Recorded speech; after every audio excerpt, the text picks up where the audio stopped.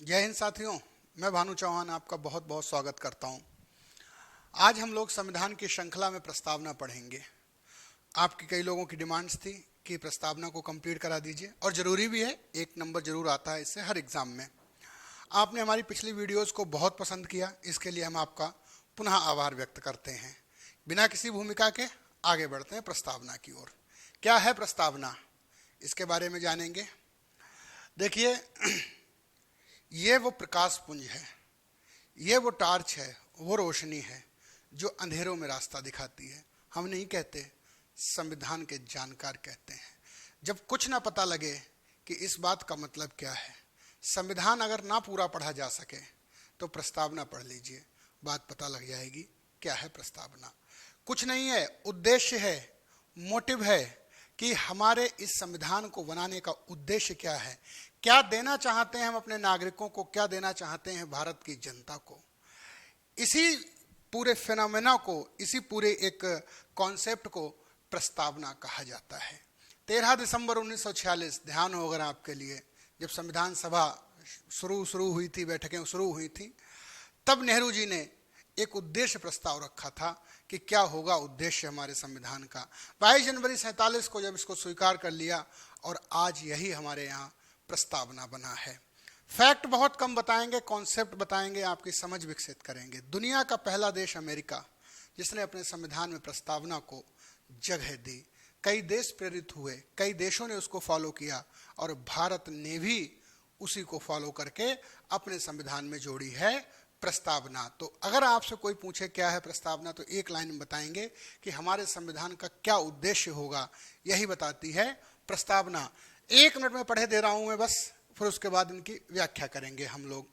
हम भारत के लोग भारत को एक संपूर्ण प्रभुत्व संपन्न, समाजवादी, पंथ निरपेक्ष, लोकतांत्रिक गणराज्य, समाजवादी, पंथ निरपेक्ष या धर्मनिरपेक्ष लोकतांत्रिक गणराज्य बनाने के लिए तथा इसके समस्त नागरिकों को सामाजिक, आर्थिक और राजनीतिक न्याय, विचार, अभिव्यक्ति, धर्म, विश्वास, उपासना की स्वतंत्रता, प्रतिष्ठा और अवसर की समता प्राप्त कराने के लिए तथा व्यक्ति की गरिमा और राष्ट्र की एकता तथा अखंडता को सुनिश्चित करने वाला बंधुत्व बढ़ाने के लिए दृढ़ संकल्पित होकर अपनी इस संविधान सभा में आज दिनांक 26 नवंबर 1949 को एतद द्वारा संविधान को अंगीकृत, अधिनियमित और आत्मार्पित करते हैं।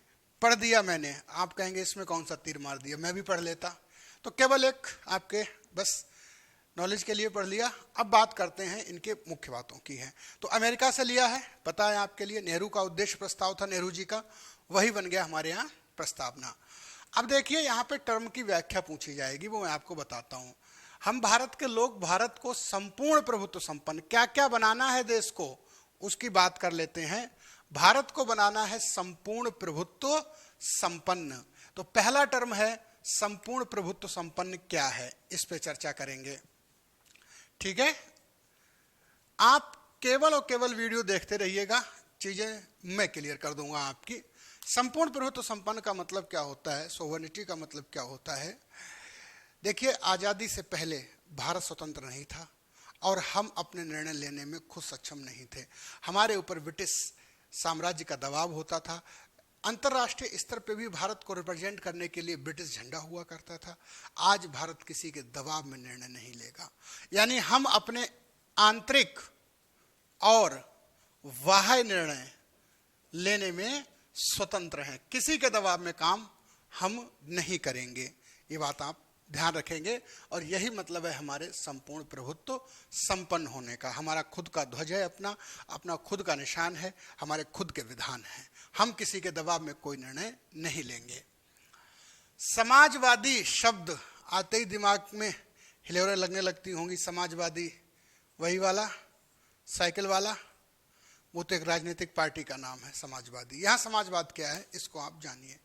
2 विचारधाराएं हैं। एक विचारधारा दुनिया में काम करती है पूंजीवाद की, अमेरिका इसका पोषक है। पूंजीवाद क्या कहता है, हर चीज प्राइवेट सेक्टर को दे दो, लोग मरे तो मर जाएं, तुम 1 रुपए की टैबलेट मत दो, जिसकी हिम्मत है, जिसके पास पैसा है, वो जाके खरीद ले। ये पूंजीवाद है। साम्यवाद रूस का है, वो कहता है कि हर चीज सरकारी होनी चाहिए, प्राइवेट कुछ नहीं होना चाहिए, हर चीज पे नियंत्रण सरकार का हो। अब भारत के सामने समस्या थी, हम क्या चुने। हम लोगों ने कहीं नहीं गए। और आपने इकोनॉमिक टर्म को अगर हम बात करें तो आपने पढ़ा होगा कि भारत एक मिश्रित अर्थव्यवस्था है। इस समाजवादी को मिश्रित अर्थव्यवस्था या मिश्रित समाजवाद की तरफ ही देखना चाहिए।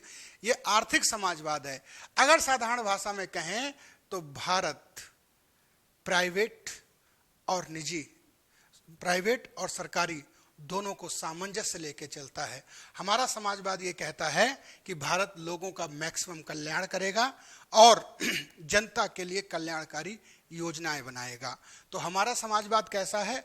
आर्थिक लोकतंत्र की वकालत करता है, जहां पर जनता के लिए कल्याणकारी योजनाएं, कल्याणकारी चीजें बनाई जाएंगी। पूंजी को भी छूट दे रखी है हम लोगों ने, ऐसा नहीं कि प्राइवेट सेक्टर बंद कर दिया है हमने।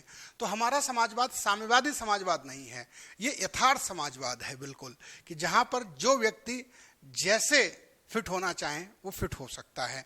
अगर आप सरवाइव कर सकते हैं तो मार्केट की तरफ चले जाइए, नहीं तो सरकार आपको पीडीएस दे ही रही है। भारत को बनाना है लोकतांत्रिक, डेमोक्रेटिक। लोकतांत्रिक का मतलब वही परिभाषा रटी रटाई बता दीजिए, to the people, for the people, by the people, जनता के लिए, जनता का, जनता द्वारा शासन। थोड़ा सा आसानी से समझ लीजिए, जनता अपने प्रतिनिधि चुनेगी और वही प्रतिनिधि सरकार बनाएंगे। यानी जो शासन होगा, जो सरकार होगी, वो जनता द्वारा चुनी हुई होगी। ध्यान रखेंगे इस बात को। कायदा में लोकतंत्र सही तो ये कहता है कि जनता ही शासन करे, यानी सब लोग सरकार हों, सब लोग कानून बनाएं, लेकिन भारत जैसी आबादी के लिए संभव नहीं। स्विट्जरलैंड वगैरह में है ऐसा कि भाई 50,000 लोग अगर मैसेज कर दें वहाँ की पार्लियामेंट को तो कानून बदल जाएगा और बन जाएगा। हम लोग 50,000 मैसेज करेंगे तो रिप्लाई भी नहीं आएगा उधर से कि तुम्हारा मैसेज मिल गया हमारे लिए। कहने तात्पर्य इतना है कि हम लोग अपने प्रतिनिधि चुनेंगे और फिर सरकार बनेगी हमारे यहाँ पे। तो लोकतंत्र का मतलब है जनता द्वारा चुना हुआ शासक वर्ग होगा, जनता द्वारा ही शासन होगा। इनडायरेक्टली है लोकतंत्र हमारे यहाँ, प्रतिनिधात्मक लोकतंत्र जिसको हम बोलते हैं, डायरेक्ट नहीं है हमारे यहाँ। तो हम क्या बोलेंगे इसका? लोकतंत्र का मतलब जनता का शासन होगा। अब जनता डायरेक्ट नहीं करती है, अपने प्रतिनिधि चुनती है। इतना भी बता देंगे तो भी ठीक है। ये शब्द को तो जरूर बताइएगा, प्लीज आप बताइएगा गणराज्य को। यूपीएसआई वाले, कांस्टेबल वाले जरूर इस शब्द को जानते रहे, गणराज्य। आधे बच्चे अभी भी टिक करके आते हैं कि गणराज्य का मतलब है जनता का शासन। ये तो लोकतंत्र का मतलब है। फिर रिपब्लिक का मतलब क्या है? हम जब संसदीय शासन प्रणाली पढ़ेंगे तब हम आपको इस पर एक बहुत अच्छा वीडियो बना के देंगे, लेकिन अभी हम तत्कालिक रूप से एक बात समझ लेते हैं कि रिपब्लिक का मतलब क्या होता है। 26 जनवरी 1950 को भारतीय संविधान लागू हुआ और आपको पता है हम लोग 26 जनवरी को रिपब्लिक डे मनाते हैं। इसमें कोई मतलब ऐसी बात है ही नहीं। तो ये रिपब्लिक है क्या, इसको जान लीजिए। देश का प्रमुख, सर हर देश का प्रमुख होता है, राष्ट्र का प्रमुख होता है, सरकार का नहीं। देश का प्रमुख राष्ट्रपति है हमारे यहाँ। देश का प्रमुख जो है वो वंशानुगत नहीं होगा। कहने का तात्पर्य इतना है साधारण भाषा में कि अकबर के बाद अब जहांगीर राजा नहीं बनेगा, जहांगीर के बाद उनके वंशज राजा नहीं बनेंगे। अब देश का प्रमुख जो राष्ट्रपति होगा वो वंशानुगत नहीं होगा। चुनाव होगा, चुनाव कैसे होगा वो एक अलग प्रक्रिया है, लेकिन वंशानुगत नहीं होगा। ब्रिटेन में नहीं है, ब्रिटेन में लोकतंत्र है, शासन वहां प्रधानमंत्री के माध्यम से जनता चुनती है, लेकिन वहां पे आज भी देश का जो प्रमुख है, रानी है, वो आज भी क्या है? वंशानुगत पद है। भारत ने ये शब्द, भारत ने ब्रिटेन को फॉलो इस प्रणाली में नहीं किया है। डेमोक्रेसी में किया है हमने, संसदीय शासन प्रणाली में किया है। तो बस इतनी बात ध्यान रखना है कि देश का प्रमुख वंशानुगत नहीं होगा। यह प्रश्न एसआई में भी पूछा है और कांस्टेबल में भी पूछा गया है। मैं आपसे फिर से कह रहा हूं, गणराज्य का मतलब आप ध्यान रखेंगे, ठीक है। तथा भारत के समस्त नागरिकों को, अब मिलेगा नागरिकों को भाई क्या क्या, ये तो भारत कैसा होगा ये बताया है, अब नागरिकों को क्या मिलेगा ये बताना है। तो देखिए, सामाजिक, आर्थिक और राजनीतिक न्याय, 3 न्याय की बात कही गई है हमारे यहाँ। कितने न्याय? 3। कभी कभी ये भी पूछ लेता है कि निम्न में से कौन सा न्याय हमारी प्रस्तावना में नहीं बताया गया। ध्यान रखना, यहाँ पे धार्मिक न्याय का जिक्र नहीं है, मौलिक अधिकार में है, उसको देखेंगे आगे। तो 3 न्याय, सामाजिक न्याय बहुत जरूरी है, सोशल। दूसरा है आपके पास आर्थिक न्याय, इकोनॉमिकल और पॉलिटिकल, राजनीतिक न्याय। ठीक है, क्या है सामाजिक न्याय? सामाजिक न्याय क्या होगा? यही होगा कि सभी समान हों, किसी के साथ कोई भेदभाव ना हो, सभी वर्गों को समान अधिकार दिए जाएं। आपने देखा था पहले क्या 4 वर्णों में समाज बटा हुआ था हमारा, तमाम दिक्कतें थी, मैं उतना जड़ में जाना नहीं चाहता हूं। यानी सोशली रूप से सब कैसे हों, समान हों, यही होता है सामाजिक न्याय। किसी के साथ कोई भी मतलब आर्थिक हो या धार्मिक हो या किसी भी आधार पर भेदभाव नहीं होना चाहिए, सब सामाजिक न्याय में बराबर होने चाहिए। ठीक है, या ऐसा कह सकते हैं कि किसी को कोई विशेष अधिकार प्राप्त नहीं होने चाहिए। ध्यान रखेंगे। अब आप कहेंगे राष्ट्रपति को प्राप्त है, राज्यपाल को प्राप्त है। अब आप राष्ट्रपति और राज्यपाल की तुलना आम नागरिक से मत करिएगा, वो प्रोटोकॉल्स हैं उनके भाई। तो सामाजिक न्याय का मतलब इतना है कि यहाँ पर एक विशेषा अधिकार वर्ग की अनुपस्थिति होगी, सभी बराबर होंगे। इकोनॉमिक, आर्थिक न्याय क्या है? पैसा, धन, आर्थिक संसाधन सबको मिलने चाहिए, सबको उनका लाभ मिलना चाहिए। पहले क्या था? संसाधनों का एक संकेंद्रीकरण था, एक लोग मजदूर ही था, एक लोग मालिक ही था। अब ऐसा नहीं है। अब हमारे यहाँ सभी लोगों को बराबर अधिकार मिला हुआ है कि आर्थिक या अर्थव्यवस्था में धन कमाने या धन क्रियाओं करने के लिए पूरा अपना पार्टिसिपेट कर सकते हैं। इसको और एक हिसाब से समझ सकते हैं कि भाई आर्थिक न्याय इतना कहता है कि धन का संसाधन सब तक हो। ठीक है, हालांकि ये बहुत ज़्यादा हुआ नहीं है, आप देख ही रहे हैं सर क्या स्थिति चल रही है आज के समय में। एक वर्ग तो पूरा ऐश कर रहा है, मजदूर बेचारे पैदल जा जा के मर रहे हैं। लेकिन हाँ ठीक है, संविधान ने इसकी गारंटी दी है कि आर्थिक न्याय होगा हमारे यहाँ। उसके बाद राजनीतिक न्याय, बहुत अच्छी बात है। चुनाव बड़े आदमी ही क्यों लड़ें? चुनाव लड़ने का अधिकार एक वर्ग को ही क्यों हो? हर व्यक्ति को वोट देने का अधिकार मिलना चाहिए, हर व्यक्ति को वोट पाने का भी अधिकार मिलना चाहिए। और इसी की बदौलत है राजनीतिक न्याय की कि एक आम आदमी बिल्कुल एक छोटे से एरिया से निकला हुआ हमारे देश का सर्वोच्च राष्ट्रपति बनता है। ये राजनीतिक न्याय है हमारे यहाँ। तो सबको बराबर यानी चुनने का अधिकार होना चाहिए और चुने जाने का भी अधिकार होना चाहिए। ये है राजनीतिक न्याय। 3 न्याय की बात हुई है यहाँ पे। ठीक है, और उसके बाद मिली है स्वतंत्रता, विचार की, बोलने की, अभिव्यक्ति की, अपनी बातों को रखने की, अपने आप को रिप्रेजेंट करने की। धर्म की स्वतंत्रता है, विश्वास की स्वतंत्रता है और उपासना की। धर्म, विश्वास, उपासना आप जानते हैं, धर्म का मतलब धर्म से ही होता है। उपासना का मतलब आप जानते हैं पूजा पाठ पद्धति से। विश्वास मतलब आप किसी विचारधारा में विश्वास रख सकते हैं। ठीक है, आप चाहें तो देख ही रहे हैं आप तमाम तरह से, कहीं जेएनयू है, कहीं अलग एक विचारधारा चल रही है। किसी भी विचारधारा में, किसी भी धर्म में आप अपना विश्वास रख सकते हैं, आप कुछ भी बोल सकते हैं, आप अभिव्यक्ति की आज़ादी आपको दी गई है। प्रतिष्ठा और अवसर की समता प्राप्त कराने के लिए, यानी हर व्यक्ति को अवसर और प्रतिष्ठा की समानता मिलेगी और व्यक्ति की डिग्निटी, गरिमा बनी रहनी चाहिए। व्यक्ति को अपनी गरिमा मेंटेन करने का अधिकार मिलेगा। राष्ट्र की एकता तथा अखंडता को सुनिश्चित कराने वाला बंधुत्व बढ़ाने के लिए क्या क्या करना है? राष्ट्र की एकता भी बची रहे, अखंडता भी बची रहे और ऐसा बंधुत्व, भाईचारा हमको क्रिएट करना है। फ्रांस की क्रांति से इसको लिया गया था। बंधुत्व बढ़ाने के लिए हमको आज दृढ़ संकल्पित होकर इस संविधान सभा में आज दिनांक 26 नवंबर 1949 को इस संविधान को अंगीकृत करते हैं। ये हमने मोटी मोटी आपको यहाँ पे क्या बता दी हैं? व्याख्याएं बता दी हैं और मेरा तो मानना है कि आप इस व्याख्या को जरूर ध्यान रखेंगे। गणराज्य का मतलब क्या होता है? अब हम एक और बात यहाँ पे करते हैं थोड़ी सी कि प्रस्तावना में संशोधन को लेकर के एक डिबेट था जिसको केशवानंद भारती मामले ने पूरी तरह से खत्म कर दिया।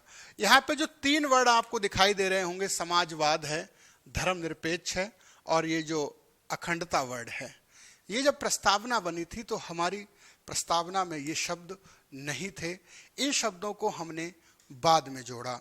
देखिए है क्या, दरअसल मैं आपको थोड़ा सा यहाँ मिटा के बता दे रहा हूँ कि क्या है ये मामला पूरा कैसे होता है संशोधन और क्या संसद को संशोधन का अधिकार है या नहीं है, इसको भी मैं बता दे रहा हूँ। ठीक है, प्रस्तावना में संशोधन,